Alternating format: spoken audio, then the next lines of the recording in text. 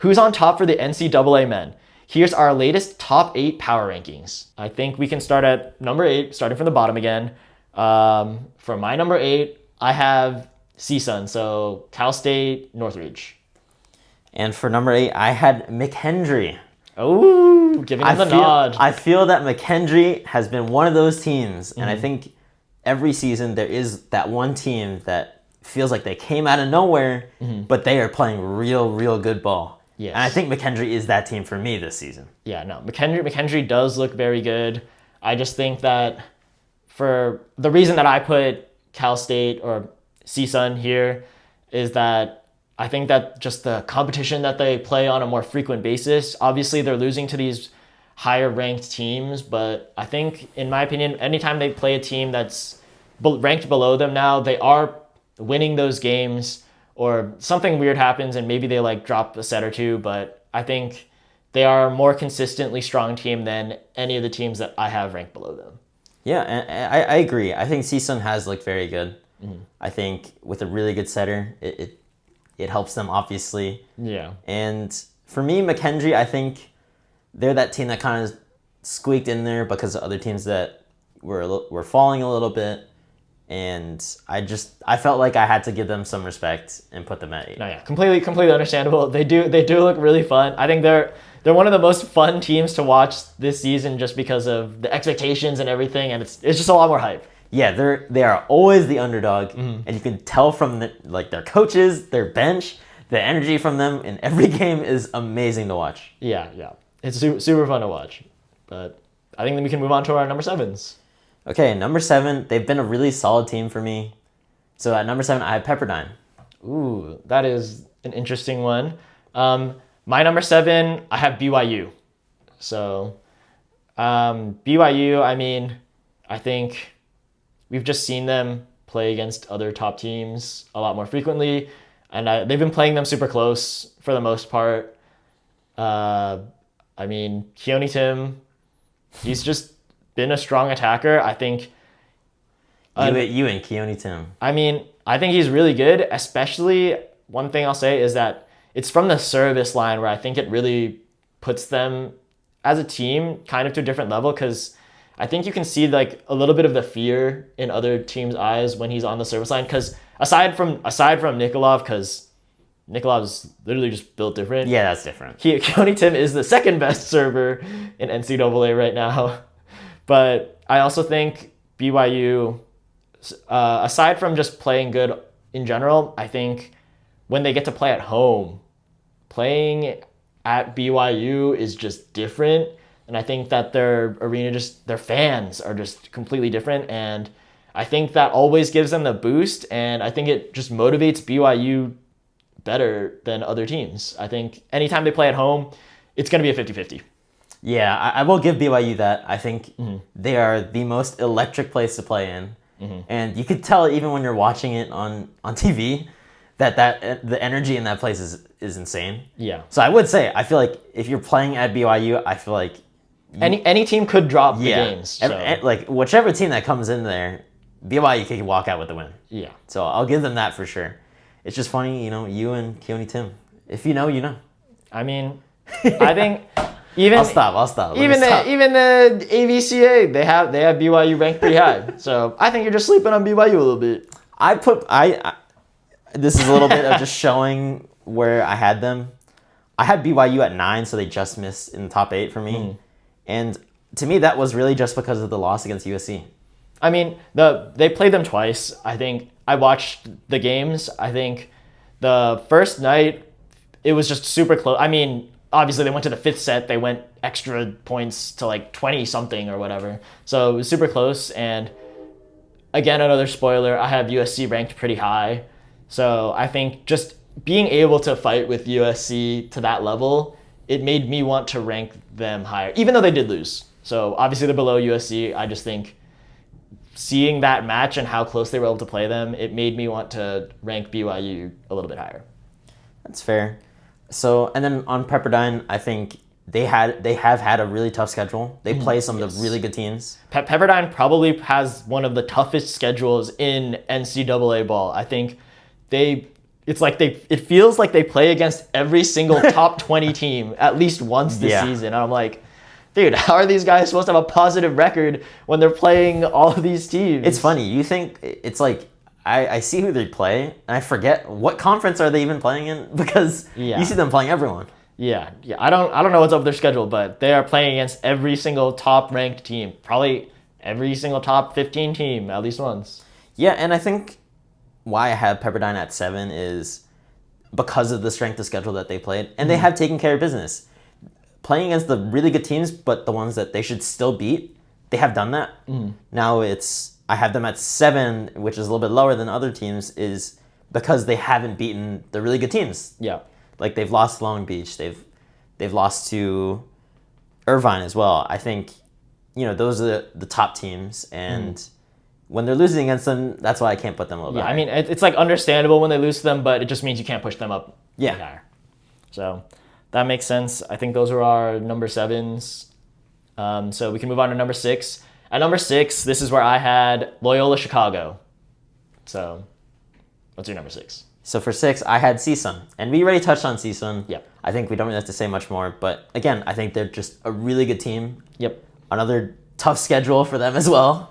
But they've been a very good team, and they've playing against good competition. They've always been competing as well. Yeah, I mean, CSUN, they're also like Big West, so they're playing against all these top tier teams. And when you play against those top tier teams, you're gonna have these close games, and it'll be understandable when you lose some of them because for us, we think the top 4 is pretty much set, and even number 5 is like pretty set. It's like stand out on their own.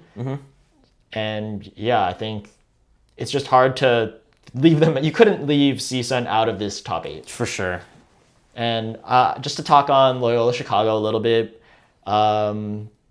they do look strong. They've dropped a couple games, but I think part of the reason is Van Buren he got injured a little bit. He's missed a game or two.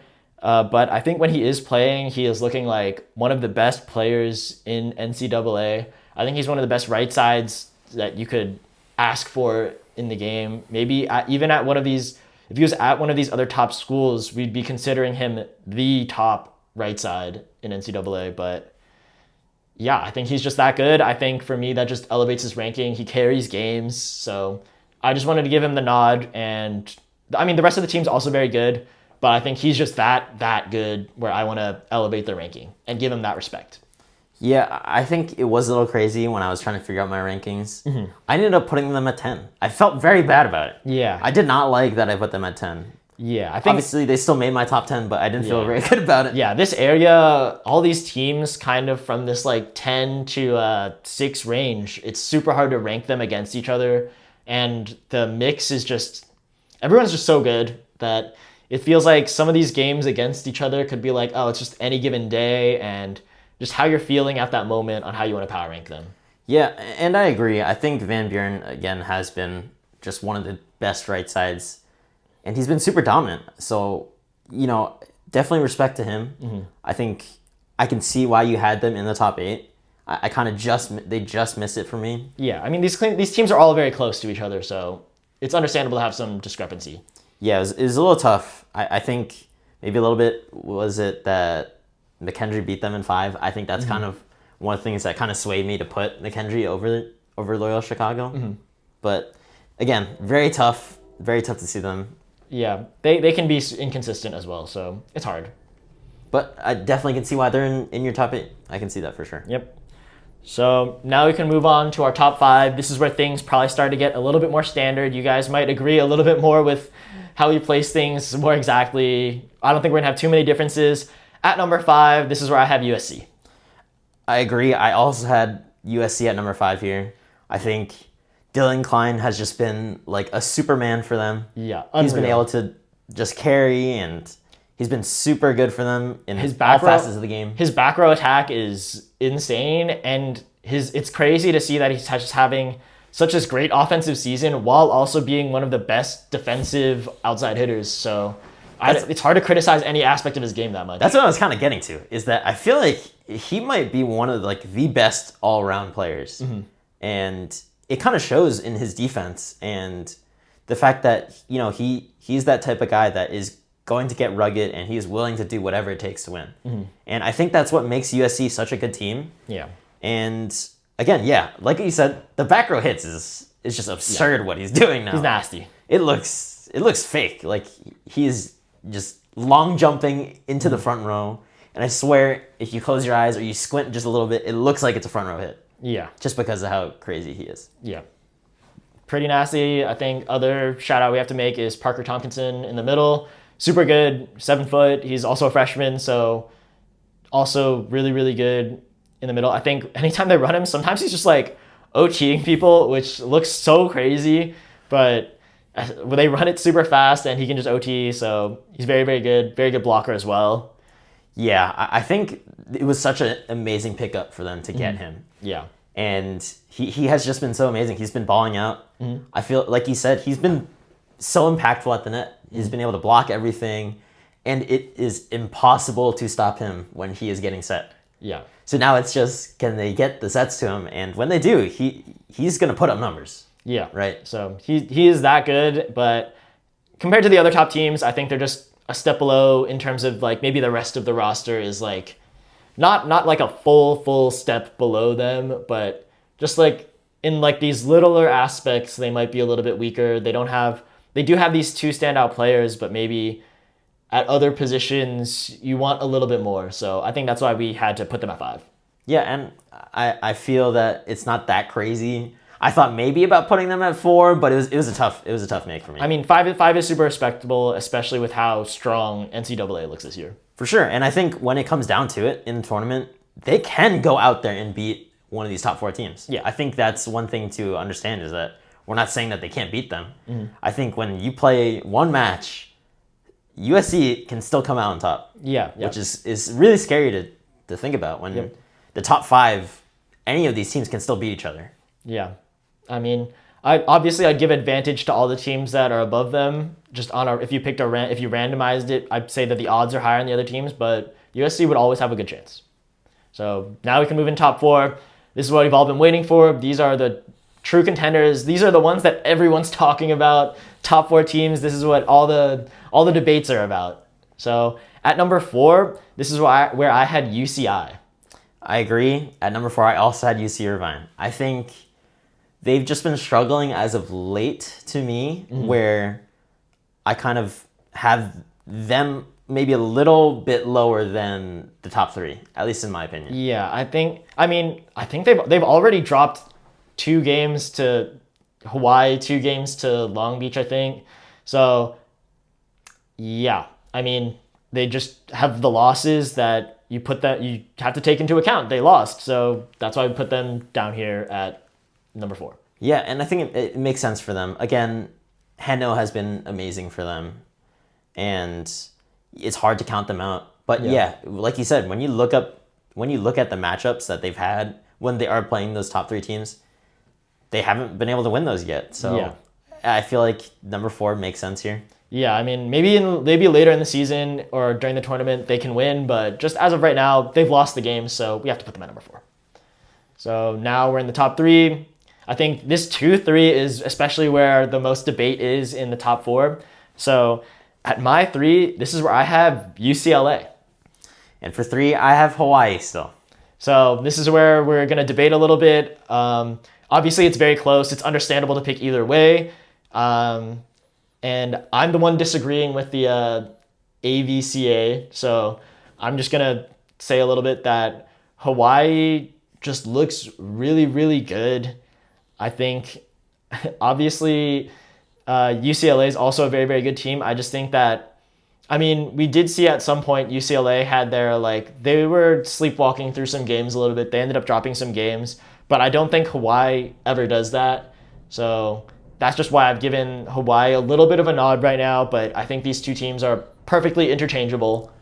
I mean, what can I say? They look really good at every position. They've played tough games. Obviously, Hawaii has had a lot more easy games, I would say, where they can put in their second units, but I think Hawaii just looks really good in every aspect. I mean, their setter's also 6'11", so that helps. He's crazy. Yeah, also, their libero, pretty like Yeah. insane also. So Hawaii looks really good to me. So yeah, that's why I put Hawaii at number 2 and UCLA at number 3, but it's by the thinnest of margins. Yeah, I didn't feel very good about picking Yeah. UCLA or Hawaii at 2-3 here. This is one of the things where we could be like flip-flopping every Yeah. day. It's just hard. Yeah, it's tough because they don't play each other, so you just see them. Yeah, they haven't yet. You just see them playing other teams, and I think they both just taking care of business at this point. I think, to your point, UCLA, why maybe, I still had them at 2, but I could see why you have them at 3 instead is just because of the inconsistencies this season. Yeah, like you said, just a little bit. After they lost to Long Beach, I think they started to wake up. They kind of locked in. They kind of realized that they can't just play their around. games and just win. Yeah. They have to really go out there and they have to stay focused. Yeah. And I think they've done that as of late. They beat UCI twice and they beat Stanford. I think still both really good teams, obviously. And that's like why I still have UCLA at 2. But Hawaii has just been so solid like the whole season. Yeah. So I mean, we kind of just spoiled the rest of the rankings at that point. I have UCLA at 3, he has UCLA at 2, and then Hawaii just flip-flopped. And obviously that means at number 1, we both have Long Beach, and what can you say? Long Beach just looks like that freaking team. They're still undefeated. Moni is breaking serve records. Still. He's done it twice this season. He's serving bombs every time. He's attacking the ball. I mean, when you have a setter that impacts the game that much, I think you're just playing a different game from every other team, kind of. So, and I don't think in any other position they can go band for band with these other top teams. So I think really just having this aggressive attacking setter with an insane serve just puts them a little bit over the top for me. I agree. I think Moni has been very, very good, obviously. You can kind of tell that he's kind of been able to dominate the game however he wants. I mean, you see they run him like a couple points. They run him as a hitter when they run a 6-2. I think that's pretty crazy to see. I think there was like that one play where he pretty much bounced the ball, but he didn't jump. Yeah, like that just looked ridiculous. Stupid. It just looks stupid. But I think to give the rest of the team their credit, I think their liberos have been very, very solid. I think as a team, they've just been very, very good. And like you said, position by position, they have very good players in these other positions. So it's not just Moni. He's not the only reason why they're good. Yeah, I think he just happens to be the reason why they are number 1 above these other teams by a little bit also. I think they could, especially when the tournament comes, they could definitely still lose. And even during the regular season when they match up, they could still lose. But I think right now, that's just why we have them ranked at number 1. Yeah, I mean, undefeated. Yeah. And you're beating the teams that are up there competing with you, it makes sense. Yeah, how are we going to not put them at number 1 when they're undefeated and they've played some of these of these other top teams? So that's our NCAA men's ranking. Let us know what you guys think, if you guys have any other teams that you want included, or if your rankings are a little bit different from us. So that ends our power rankings, and we can move on to the rally round.